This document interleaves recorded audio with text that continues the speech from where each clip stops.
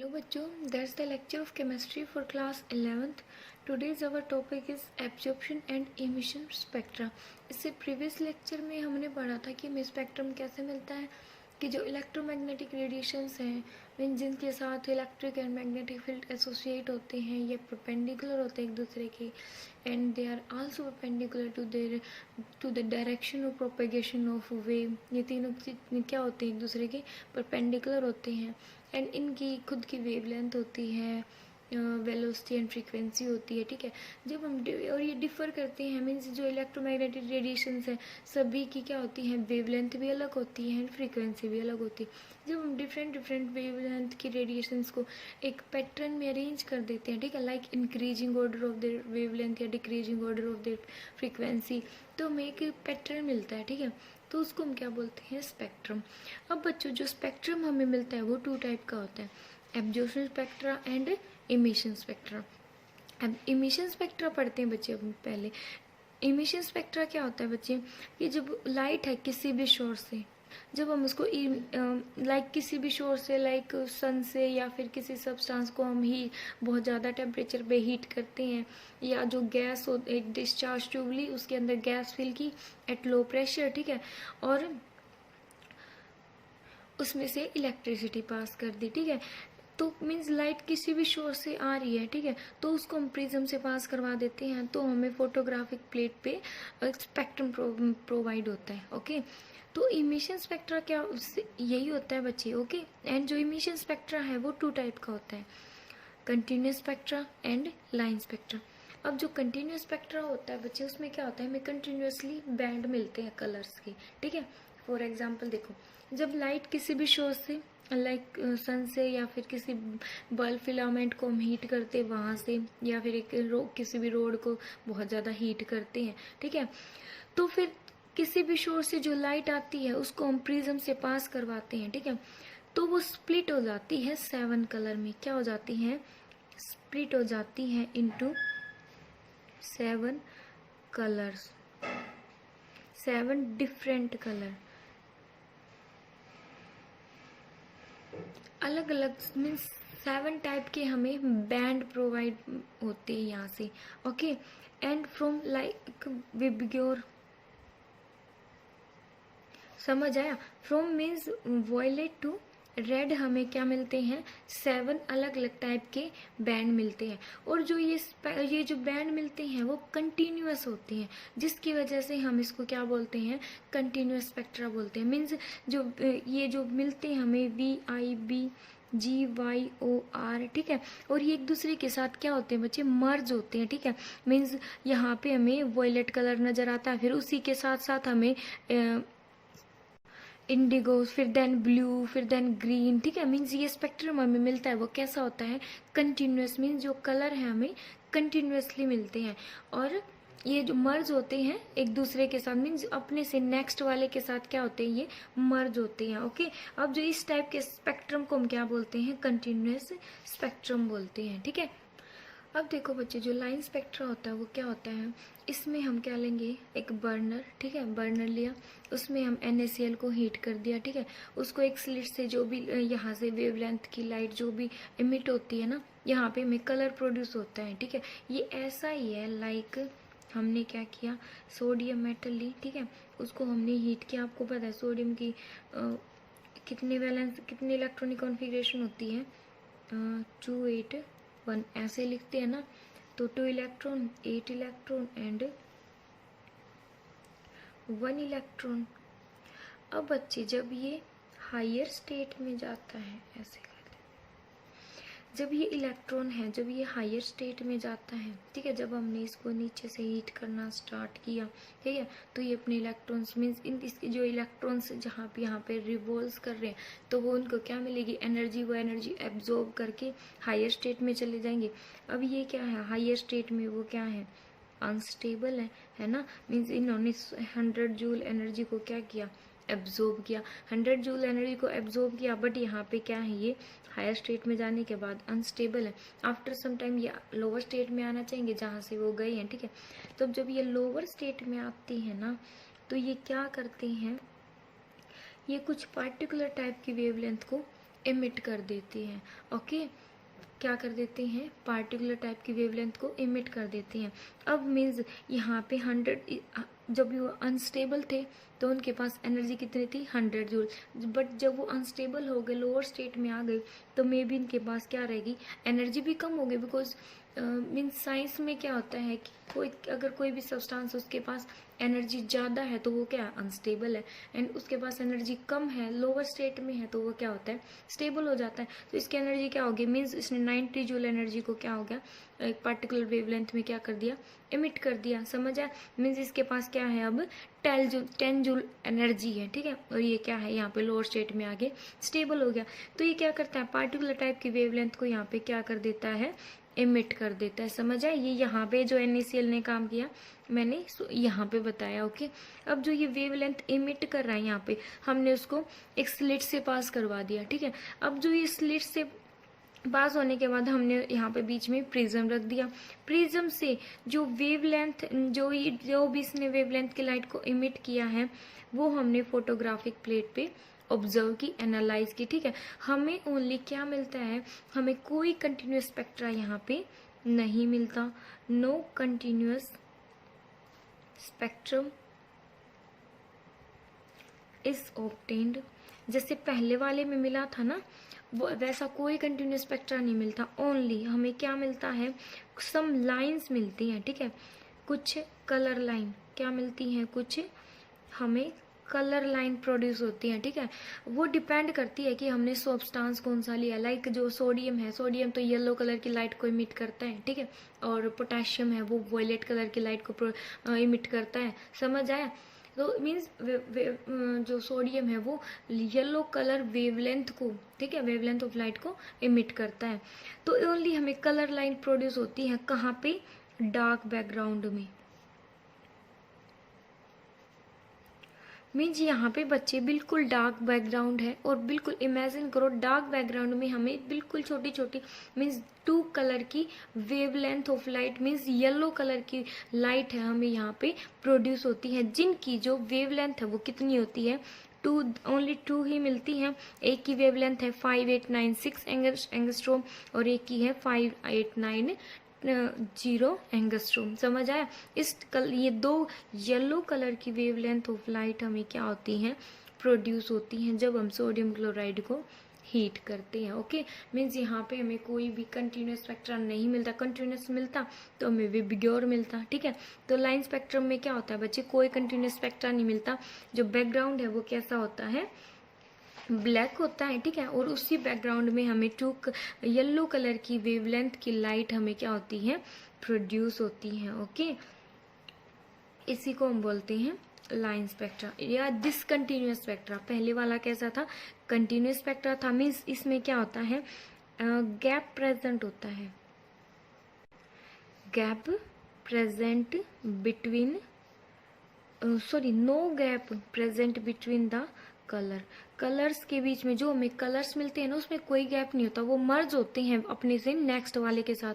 लेकिन line spectrum में क्या होता है, हमें गैप मिलता है, ठीक है। Gap present between the colour. एक तो इतने ज्यादा कलर भी नहीं मिलते, ठीक है, और ऊपर से उनमें क्या होता है, गैप होता है। ओके, ये होता है लाइन स्पेक्ट्रा। अब देखो बच्चों, नेक्स्ट हमें पढ़ना है एब्जॉर्प्शन स्पेक्ट्रा।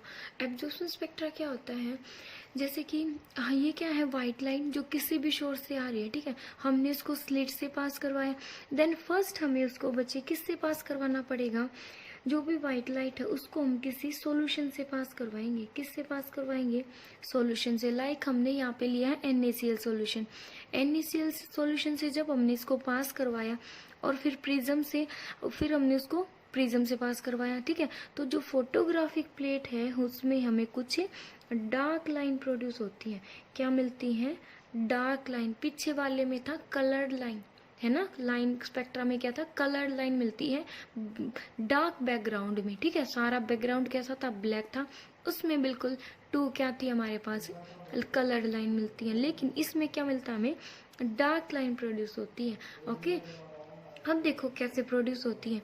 जो कंटिन्यूस स्पेक्ट्रा होता है ना, उसी में डार्क लाइन मिलती है। लाइक ये क्या कंटिन्यूस स्पेक्ट्रा विबग्योर है, इसमें लाइक कहीं पे भी मान लो हमने ये जो येलो रीजन है VIBGY, वाई की जगह पे हमें डार्क लाइन मिली है। अब वो कैसी मिली है, मे बी जो NaCl सॉल्यूशन से हमने पास किया, NaCl ने क्या किया, येलो कलर को क्या कर लिया, एब्जॉर्ब कर लिया होगा, ठीक है। और कलर को तो एब्जॉर्ब किया नहीं, ओनली येलो कलर को एब्जॉर्ब किया, इसलिए येलो कलर की जगह पे हमें क्या मिला, डार्क लाइन मिल गई। समझ आया। नहीं, जब भी हमने इसको पास करवाया तो NaCl यहाँ से सारी कलर की रेडिएशन क्या हो रही थी, एमिट हो रही थी, बट NaCl ने क्या किया, येलो कलर को एब्जॉर्ब कर लिया। अब येलो कलर को इसने एब्जॉर्ब कर लिया तो हमें जो भी यहाँ पे स्पेक्ट्रम मिलेगा, ठीक है, उसमें येलो कलर होगा ही नहीं। येलो कलर की जगह पे हमें क्या मिलता है, डार्क लाइन मिलती है। समझ आया। इसी को हम बोलते हैं एब्जॉर्प्शन। मीन्स NaCl ने क्या किया, एब्जॉर्ब कर लिया। अगर उसने वॉयलेट कलर को एब्जॉर्ब किया होता तो हमें और सारे कलर मिलते स्पेक्ट्रम में, ओनली वॉयलेट कलर की जगह पे क्या मिलता, डार्क लाइन मिलती। समझ आया। ये क्या है, एक डार्क लाइन है, ठीक है। मीन्स पक्का क्या है, श्योर है कि NaCl सॉल्यूशन से जब हमने उसको पास किया तो उसने क्या कर लिया होगा, कुछ पर्टिकुलर वेवलेंथ की लाइट को एब्जॉर्ब कर लेता है ये, ठीक है, जिसकी वजह से हमें जो भी स्पेक्ट्रम है उसके अंदर हमें वो कलर ऑब्जर्व नहीं होता, ठीक है, हमें वो विजिबल नहीं होता, और उसकी जगह पे क्या मिलता है, डार्क लाइन मिलती है। इसको कहते हैं बच्चे हम एब्जॉर्प्शन स्पेक्ट्रा। अब हमें नेक्स्ट पढ़ना है कि इमिशन स्पेक्ट्रम ऑफ हाइड्रोजन। अब देखो बच्चे, हमें पढ़ना इमिशन स्पेक्ट्रम ऑफ हाइड्रोजन। इसके अंदर क्या होता है कि जैसे हमने एक गैस डिस्चार्ज ट्यूब ली, जैसे कि हमने जो डिस्कवरी ऑफ प्रोटॉन और डिस्कवरी ऑफ इलेक्ट्रॉन पढ़ रहे थे वहाँ पे लिया था, ठीक है। एक गैस डिस्चार्ज ट्यूब ली, ठीक है, इसके अंदर क्या है, हाइड्रोजन गैस फिल है, ओके। और जैसे ही हम मीन्स यहाँ पे क्या है, हाइड्रोजन गैस है H2H2, समझ आया। लेकिन जैसे हम इसको इलेक्ट्रिसिटी पास करवाते हैं तो जो हाइड्रोजन गैस है मीन्स ये क्या हो जाती है, आयनाइज हो जाती है, ठीक है।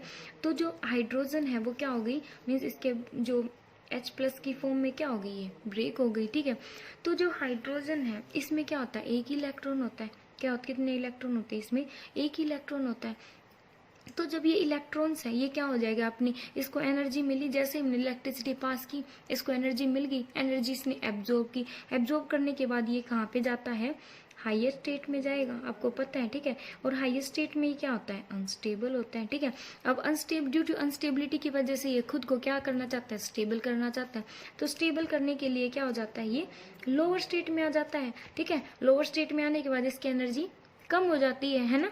और ये इस लोअर स्टेट में आते टाइम, ठीक है, इस ड्यूरिंग ये क्या करता है, कुछ पार्टिकुलर टाइप की वेवलेंथ को क्या करता है, ये इमिट करता है, ठीक है। फिर उसको हम एक स्लिट से पास करवा देते हैं, ठीक है। देन हम इसको एक प्रिज्म से पास करवा देते हैं, ओके। तो जब हम इसको प्रिज्म से पास करवाते हैं तो हमने क्या एनालाइज किया, हमें बहुत ज़्यादा लाइंस प्रोड्यूस होती हैं। क्या होती हैं, बहुत ज़्यादा लाइंस प्रोड्यूस होती हैं, लाइंस, ठीक है, ऑफ डिफरेंट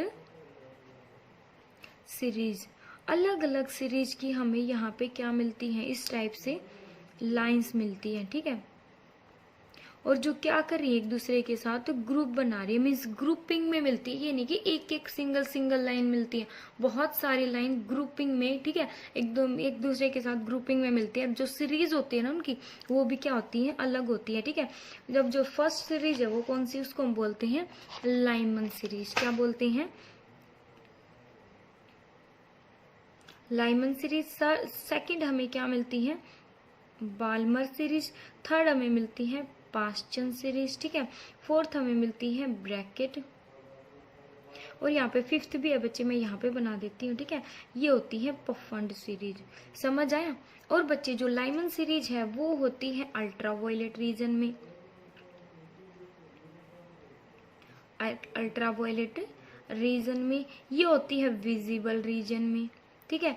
और जो ये तीनों है ये हमें मिलती है इंफ्रारेड रीजन में। कहाँ पे, इंफ्रारेड रीजन में मिलती है। समझ आया। क्या होता है हाइड्रोजन स्पेक्ट्रा, कि जब हम एक गैस डिस्चार्ज ट्यूब में जब हम हाइड्रोजन गैस को फिल करते हैं low pressure, because high pressure पे तो gas means high 1 atmospheric pressure लगा दिया और वहाँ पे तो यहाँ पे जो गैस है वो क्या हो जाएगी, मीन्स उसमें से इलेक्ट्रिसिटी पास होगी ही नहीं, ठीक है, बिकॉज जो एयर होती है वो क्या होती है, बैड कंडक्टर होती है इलेक्ट्रिसिटी की, ठीक है। लेकिन जैसे हमने इलेक्ट्रॉन डिस्कवरी में किया था कि अगर हम प्रेशर को कम कर देते हैं, ठीक है, प्रेशर को कम करेंगे तो यहाँ पे इलेक्ट्रिसिटी मीन्स ये जो यहाँ पे जो एयर है, एयर का प्रेशर कम हो जाएगा, एयर प्रेशर कम हो जाएगा, यहाँ पे गैस डिस्चार्ज ट्यूब में जो भी गैस हम फिल करेंगे ना, वहाँ पे electricity conduct means electricity pass होने लग जाती है और हमें कुछ कलर प्रोड्यूस होते हैं वहाँ पे, है ना, हमने देखा था जेड एन स्क्रीन पे कलर प्रोड्यूस होते हैं हमें। अब देखो बच्चे, हमने क्या किया, हाइड्रोजन गैस को फिल किया, तो ये क्या हो जाएंगे, जो इलेक्ट्रॉन्स है इसके पास एक इलेक्ट्रॉन होता है, तो ये हायर स्टेट में चला जाता है, हायर स्टेट से लोअर स्टेट में आएगा, तो ये कुछ पार्टिकुलर टाइप की वेवलेंथ को इमिट करेगा, ठीक है। और हम इसको जब प्रिज्म से पास करवाते हैं हमें क्या मिलती हैं, लाइंस मिलती हैं, ठीक है, जो अलग अलग डिफरेंट सीरीज की हमें लाइंस मिलती हैं, ठीक है। अब वो क्या हो रही है, एक दूसरे के साथ ग्रुपिंग में है, ठीक है, अलग अलग मीन्स एक लाइन नहीं मिलती है हमें, सिंगल लाइन नहीं, ग्रुपिंग में लाइन मिलती है, ठीक है। अब कौन सी सीरीज होती है, वो अलग अलग सीरीज मिलती है हमें, ठीक है, ऑफ लाइंस की, Lyman, Balmer, Paschen, Brackett and Pfund, ठीक है। अब ये हमें कहाँ मिलती है, लाइमन हमें कहाँ मिलेगी, अल्ट्रावायलेट रीजन में, बाल्मर हमें मिलेगी विजिबल रीजन में, Paschen, Brackett and Pfund infrared region में मिलती है। अब हमें नेक्स्ट पढ़ना है बच्चों, रेडबर्ग फॉर्मूला क्या होता है। रेडबर्ग फॉर्मूला क्या होता है बच्चे, कि जो भी हाइड्रोजन स्पेक्ट्रम से जो भी हमें डिफरेंट सीरीज में जो लाइंस मिलती है ना, ठीक है, तो उनकी वेवलेंथ क्या होती है, उनकी वेवलेंथ, उनकी फ्रीक्वेंसी या फिर उनकी वेव नंबर को फाइंड आउट करने के लिए इसने एक सिंपल इक्वेशन दी थी, ठीक है। वो क्या होती है, V means wave number is equal to R 1 by n1 square minus के 1 बाई n2 स्केयर। ये क्या है, इसका वेव नंबर क्या होता है, इसके इक्वल होता है। और वेव नंबर क्या होता है, 1 बाई लैम्डा, ठीक है। तो इसकी हेल्प से अगर हमारे पास ये आ गया तो हम वेवलेंथ भी निकाल सकते हैं, ओके, जो लाइंस थी उनकी वेवलेंथ भी निकाल सकते हैं। अब जो आर क्या होता है बच्चे, रेडबर्ग कांस्टेंट, आर क्या होता है, रेडबर्ग कांस्टेंट है। और जो n1 है एंड n2 है वो क्या होते हैं, होल नंबर होते हैं। एंड एक पार्टिकुलर सीरीज के लिए n1 की वैल्यू क्या हो जाएगी, कांस्टेंट हो जाएगी, एंड n2 की वैल्यू क्या करेगी, वेरी करेगी। समझ आया। फॉर एग्जाम्पल अगर हम लाइमन सीरीज के लिए देखें, ठीक है, लाइमन सीरीज के लिए देखें तो n1 की वैल्यू होगी 1, क्या होगी n1 की वैल्यू 1, एंड n2 की वैल्यू वेरी करेगी, ठीक है। n1 की वैल्यू 1 तो n2 की 2, 3, 4 एंड 5। बाल्मर सीरीज के लिए n1 की वैल्यू हो जाएगी 2 एंड n2 की वैल्यू हो जाएगी 3, 4, 5, okay. And for Paschen series के लिए n1 की वैल्यू हो जाएगी 3 एंड n3 की वैल्यू हो जाएगी 4, 5 एंड 6। ब्रैकेट के लिए n1 की वैल्यू क्या हो जाएगी 4 एंड n2 की वैल्यू 5, 6 एंड 7।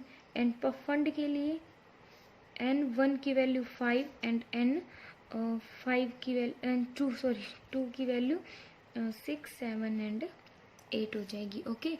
एंड बच्चे इसी को ये जो भी फॉर्मूला हमें मिला था क्या था, wave number is equal to R into 1 by n1 square minus 1 by n2 का square.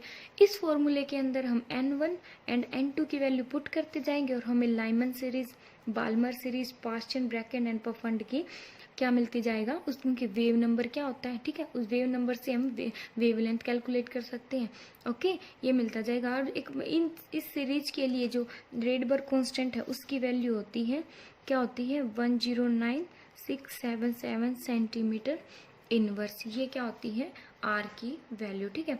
For hydrogen like atom, ये तो था हाइड्रोजन एटम के लिए, ठीक है। और अब जो हाइड्रोजन लाइक एटम है, ठीक है, लाइक हीलियम है, हीलियम के एटॉमिक नंबर कितना होता है? 2 होता है, ठीक है। इसकी वैलेंस शेल में मीन्स इसके पास कितने इलेक्ट्रॉन होते हैं? 2 इलेक्ट्रॉन होते हैं। अगर ये एक इलेक्ट्रॉन को लूज कर देगा, ठीक है, एक इलेक्ट्रॉन को लूज करेगा तो इस पे चार्ज आ जाएगा 1 पॉजिटिव। तो ये किस जैसा एटम हो गया? हाइड्रोजन जैसा। लाइक हाइड्रोजन है, अगर एक इलेक्ट्रॉन को लूज कर दे तो इसके ऊपर कैसा चार्ज आ जाता है? पॉजिटिव, ठीक है। फॉर एग्जाम्पल ये हीलियम पॉजिटिव एंड जैसे लिथियम है, लिथियम का एटॉमिक नंबर 3, अगर वो 2 इलेक्ट्रॉन्स को यूज करते तो कैसा चार्ज आ जाएगा? 2 पॉजिटिव, ठीक है। तो ये कैसा एटम हो गया? हाइड्रोजन जैसा एटम हो गया। समझ आया? तो जो हाइड्रोजन लाइक एटम के लिए हम वेव नंबर कैसे निकालेंगे? R1/N1 square minus 1/N2 square और Z स्केयर। Z स्केयर क्या बचे? एटॉमिक नंबर है हाइड्रोजन लाइक एटम के लिए, atomic number of hydrogen like atom. Okay, अब देखो बच्चों, जो हमें लाइमन बाल्मर पास्चन ये जो भी सीरीज मिलती हैं वो हमें कैसे मिलती हैं, ठीक है। अब देखो मैंने बोला था यहाँ पे N1 की वैल्यू 1, N2 की वैल्यू 2, 3, 4 कुछ भी हो सकती है, ये वेरी करती है। अगर जो एटम है, ठीक है, अगर जो इलेक्ट्रॉन्स है अगर एटम का जो इलेक्ट्रॉन्स है वो हायर लेवल से लोअर लेवल में आता है, ठीक है, अगर वो हायर से लोअर लेवल लाइक N1 के अंदर आता है, ठीक है, तो वो लाइमन सीरीज होगी, ठीक है। फॉर एग्जांपल हमने क्या लिया, हमने रो वाइज कुछ टर्म लिखी, N = 1, 2, 3, 4, 5, 6, 7, 8। ओके, अब जो एटम है वो कहाँ पे है? हायर लेवल में है, ठीक है। मान लो ये क्या है? N = 8 लेवल में है, ठीक है। तो इस लेवल से अगर वो लाइमन सीरीज में आता है, ठीक है, और 7 से भी वो लाइमर में आ रहा है, 6 से भी वो लाइमन सीरीज में आ रहा है, 5 से भी, 4 से, 3 से, 2 से, ठीक है, तो वो कौन सी सीरीज हो जाएगी?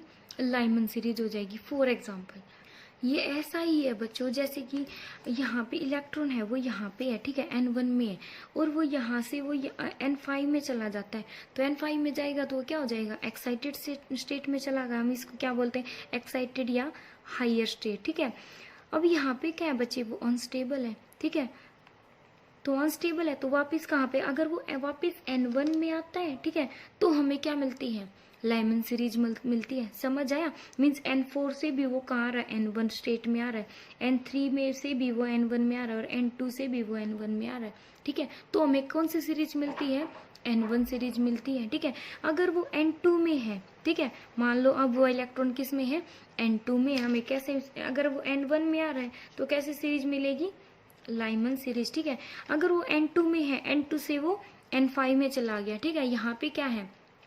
N5 में चला गया, यहाँ पे क्या? एक्साइटेड लेवल और हायर एनर्जी लेवल बोल सकते हो, ठीक है। यहाँ पे क्या? अनस्टेबल है। तो अगर वो यहाँ से N2 में ही आ रहा है, ठीक है, या फिर N5 से N2 में आ रहा है, या फिर N4 से N2 में आ रहा है, ठीक है, या फिर N3 से भी N2 में आ रहा है, अगर वो N1 में आ गया तो वो लाइमन सीरीज मिलेगी हमें, ठीक है। लेकिन अगर वो N2 से गया है और N2 में ही आ रहा है, ठीक है, N2 से जाके भी अगर वो N1 में आ रहा है ना, तो भी हमें लाइमन सीरीज मिलेगी। समझ आया? तो हायर स्टेट में आके अगर N2 पे मिल रहा है ना हमें, यहाँ से भी N2 में मिल रहा है, तो हमें कैसे सीरीज मिलती है? बाल्मर सीरीज मिलती है। अब N3, मान लो N3 से वो किस में गया? N5 में चला गया, इससे भी ज्यादा हायर लेवल हो सकते हैं, मैंने बनाए नहीं जस्ट। ओके, तो N3 से वो N5 में गया, अनस्टेबल हो गया, तो ये N3 से क्या आ जाएगा? मीन्स कुछ पार्टिकुलर टाइप की वेवलेंथ को इमिट करेगा, ठीक है, मीन्स अपनी एनर्जी को कम करेगा, और लोअर एनर्जी के साथ वो कहाँ जाएगा? N3 में आ जाएगा। तो N3 से हमें कौन सी स्टेट मिलेगी? हमने पीछे किया था ना, N3 से हमें कौन सी, N1 की वैल्यू अगर 3 है तो पास्चन सीरीज मिलेगी, ठीक है। तो ये कौन सी सीरीज मिलेगी हमें? Paschen series. अगर N4 से भी N3 में आ रहा है तो पास्चन सीरीज, ठीक है। अब अगर N4 में है तो यहाँ पे और भी लेवल होंगे, ठीक है, N6 लेवल है, अगर वहां से वो N4 में ही आ रहा है तो हमें कौन सी मिलेगी? ब्रैकेट। इसी टाइप से अब इस डायग्राम से समझो, ठीक है। अगर वो हायर लेवल से N1 में आ रहा है तो हमें कौन सी सीरीज मिलेगी? Lyman series. और लाइमन सीरीज कौन से रीजन में हमें मिलती है? अल्ट्रा वायलेट रीजन में। अगर वो हायर स्टेट से किस में आ रहा है? N2 रीजन में, N2 शेल में आ रहा है, ठीक है, N2 लेवल में आ रहा है, ठीक है। तो क्या कौन सी सीरीज मिलेगी बाल्मर सीरीज, और बाल्मर सीरीज हमें मिलेगी कौन से रीजन में, विजिबल रीजन में, ओके। एंड अगर वो हायर स्टेट से N3 में आ रहा है, ठीक है, N=3 में आ रहा है तो हमें मिलेगी पास्चन। अगर वो किस में आ रहा है, N4 में आ रहा है तो ब्रैकेट मिलेगी, और ब्रैकेट भी इंफ्रारेड। ये तीनों लास्ट वाली कहाँ मिलती है, इंफ्रारेड में मिलती है, okay. May be I think आपको क्लियर हो गया होगा, ओके। ओके बच्चों।